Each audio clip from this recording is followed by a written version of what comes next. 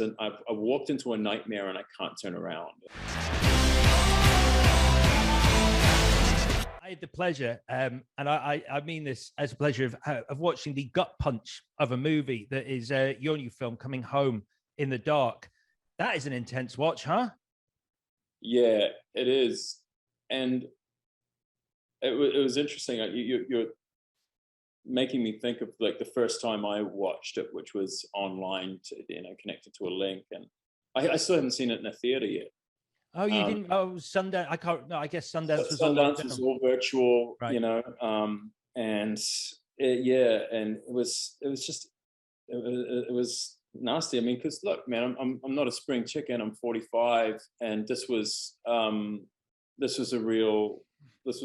of those movies that you get, once in a while in your career that is, or just a piece of work that's just incredible. That you're incredibly proud of. I was nervous looking at it the first time, and I remember watching it and thinking, "Oh, I'm actually engaging with this story. I'm not just looking at it and thinking how dreadful I am and the scenes." Do you do that? Is that? Oh yeah, I mean, I do that with Coming Home in the Dark. Right? I mean, there's moments in there I see and I go, I wish I'd done this, or I wish I'd done that, or I don't think you're ever satisfied. That there are real moments that you see and you think, okay, that's that, and you're able to remove yourself in that sense. But it's the more you know about filmmaking and the more you're part of the process, the less you're able, I think, to enjoy what you do. But it's a testament to the film's power that I can watch it and get engaged. In it. I think, I mean, I'm very, very proud of that film, and I loved working with James, and kudos to the New Zealand Film Commission for making that movie, because it's just defiantly challenging to an audience. It's I'm going to do the little. Do you want to do it? Or shall I do it? I mean, I think one of us should just. I'm good. I say this. I'm going to be very careful with this because I feel we need to do a little bit of. I know exactly where you're going.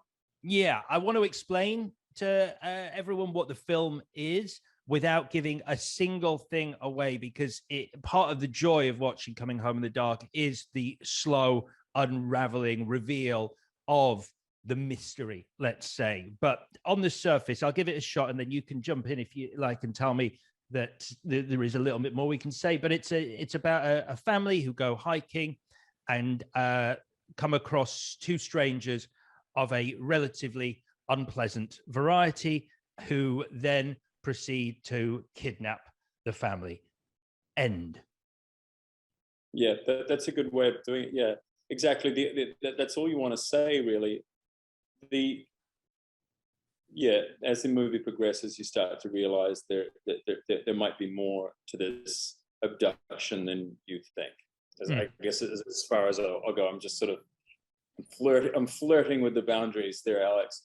You're walking ever so close to the line, but I'm not going to stop. Yeah, but it's really, that's all you need to know. But like the one thing I love about the movie is that if you, like, anybody can withstand 20 minutes of even the worst film, right? And this happens to be a superb film, I think.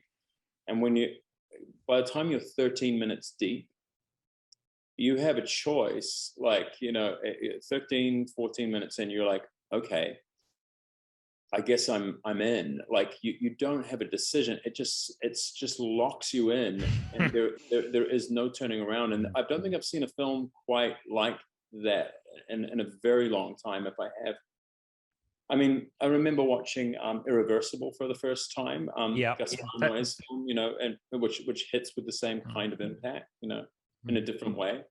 And once I realized what I was in and what we were like within that first, I would say 5 or 6 minutes, I was like, oh, I'm in. I've walked into a nightmare and I can't turn around. And that's the last time I felt like that with a movie. But Coming Home in the Dark it's deceptive, our categories too that we give to films, because we've named this film as, it's sort of described as a horror or a thriller. Yeah, I saw that. I was going to bring that up with you, actually. It's I think people call it a horror, a psychological horror, which I don't think does it justice, because there are some big themes at play that, again, I don't really want to get into, but I guess to keep it as loose as possible, there's a fascinating conversation about whether inaction to prevent something bad happening is as bad as the action itself, which I think. Yeah, if you're an observer or a witness to something terrible, does that inculcate? Does that make you? Are you complicit? You know, in the crime? And that's the question. I mean, and that's the thing about James and Eli. You know, is that like the writers, like, you know, they took the short story and they, I think, for the purposes of film, certainly made it far more rich and diverse. That wasn't the question that was asked by the book, which is tremendous in its own way, and it has its own statements, and those themes are maintained within the movie. But this piece of work belongs to James and Eli. You know, like it's not. You know, it's not the same animal, and I love, and nor would James ever make a movie that was strictly a horror. Like, he reads a lot of horror, but he's most fascinated by people who use that as a device to talk about what their thoughts are on the world. Like, you know, he reads. I don't think I've ever met anybody who reads as prolifically as James. I mean, I'm talking about good and what I would consider kind of average stuff. You know, he's amazing. He's a machine, but he's really into thematically things that that's sort of what I love about the film. It really asks you questions, and it doesn't necessarily answer them all for you. You know, it doesn't. No, it doesn't spoon feed you, and it expects you to be intelligent. I'm really curious to see how what the reaction will be to it. You know, I know that one thing that's pleased me is that even people who haven't liked it, which has been amazingly kind of rare, they're almost angry or embittered or something, you know. And for me, I'm like good. The movie's living with you. Like, for me, if you ask me a film that I saw even sometimes I'll be like 15, 20 minutes into a movie before I realize I've seen it before, and it's just that forgettable, you know.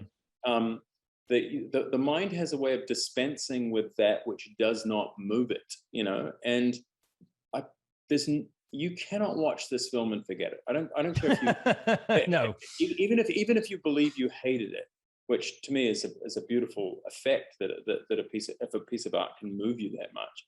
But even if you truly believe you hated this movie, it will live with you. Like, there's just no question. You won't ever forget this movie. No, not at all. I mean, I watched, you know, for work, I had about 6 movies to watch this week, and it's the only one I still am thinking about on Monday morning, which is a good thing. I think you're right. I think there is the potential, because there is a certain ambiguity to it, that some people might go, oh, I need my definite ending. Yes. I'd argue that I walked away asking questions and having discussions with the person I watched it with about what that could mean and the reasons behind it. And to me, that is what I wanted from this film. I think, you know, it delivers a payoff that is worthy of everything that's gone before. That's me. I'm sure some people might go, but what does that mean? Which isn't a bad thing. I'm not saying those people are wrong. I think that's a wonderful thing. Look, you know, look, I have my questions as well. Like, there were moments in the script which I really went through with James ad nauseum. You know, like, I was like, look, is this it? Like, is this where we're taking this here? Like, not suggesting change necessarily, just saying, you know, are we meeting those needs enough? You know. Those are worthy questions, especially before you're about to step in and do what you're going to do, particularly with what I had to do, you know, in that movie. And it required nothing less than complete commitment, you know. But and no reservations. When you read it, you didn't have any reservations. No, I knew it was, as soon as I was frightened of it. It had me. It just, the script hits with a lot of the same impact that the film did, but I'm not close. But when you read, let's call it, that moment in that scene, what was did that come off the page? Were you, because I know what it feels like to watch that scene, and I know the effect it had on me. Was that apparent in the script? Yeah, I mean, like, I have said this in several interviews. You know, like, I stood on my feet and howl like a banshee. Like I've never done that with a script before. I stood and howled. I mean, like I couldn't believe, like it was incredulity, really. It was just like, because the thing that James plays into that very few filmmakers do, and it's like movies are terrible now. They're the worst. And what? Do you really think that? Oh yeah, I think that filmmaking is at an all-time. I think that people make terrible films now. I rarely see something that I think is good. I almost never do. There are amusement parks that. Hello, Alex here. Thank you for watching this video. I hope you enjoyed it. If you want to get in touch with us at all, for any reason, you can find us on Twitter and Instagram at JTFpod. And don't forget to subscribe to the full audio podcast on Apple, Spotify, or wherever you get your pods.